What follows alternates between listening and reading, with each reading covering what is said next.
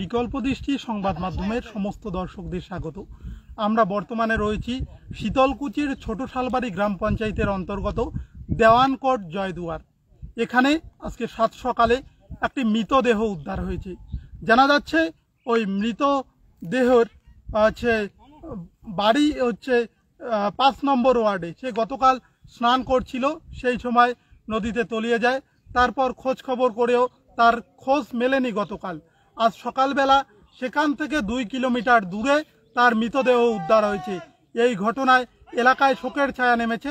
আমরা সেই চিত্রই সরাসরি আপনাদের সামনে তুলে ধরব এবং পাশাপাশি এখানকার স্থানীয়দের বক্তব্য শোনাবো। আপনার সঙ্গে থাকুন। আপনারা দেখতে পাচ্ছেন আজকে সাত সকালে এ ধরনের মর্মান্তিক ঘটনায় এলাকায় শোকের ছায়া নেমেছে। এই মুহূর্তে আপনারা দেখতে পাচ্ছেন এই জায়গাটার নাম হচ্ছে গাগলার ঘাট। এই গাগলার ঘাটের এই নদীতেই কিছুক্ষণ আগেই উদ্ধার হয়েছে একটি মৃতদেহ। ওই মরদেহর নাম হচ্ছে কমল বর্মন। তার মৃতদেহ উদ্ধার হয়েছে। কালকে যেখানে নিখোঁজ হয়েছিল প্রায় সেখান থেকে 2 কিলোমিটার দূরে এই মৃতদেহ উদ্ধার হয়েছে। আমরা সকাল সকাল সেই আপডেট আপনাদের সামনে তুলে ধরছি। আপনারা দেখতে পাচ্ছেন কিছুক্ষণ আগেই এখানে অনেক মানুষ ছিল, তারা সবাই চলে যাচ্ছে। মৃতদেহটিকে উদ্ধার করে শীতলকুচি থানার পুলিশ প্রশাসন নিয়ে গেল। ময়না তদন্তের পর পরিবারের হাতে তুলে দেবে, এমনটাই আমরা জানতে পারছি। আমরা সেই আপডেট আপনাদের সামনে সরাসরি তুলে ধরছি।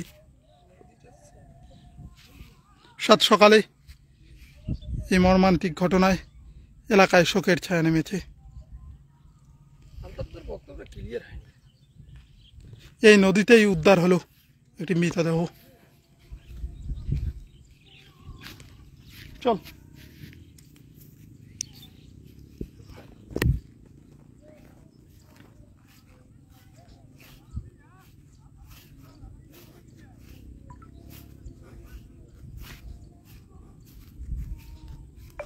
সাত সকালে মৃতদেহ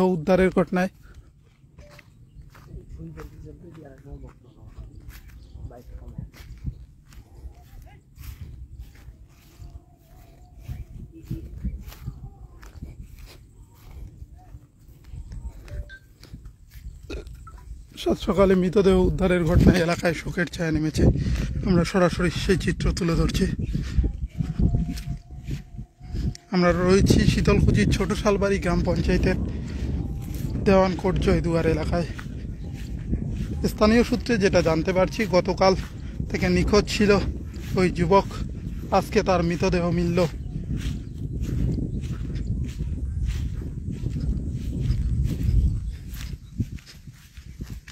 গাগলার ঘাট থেকে।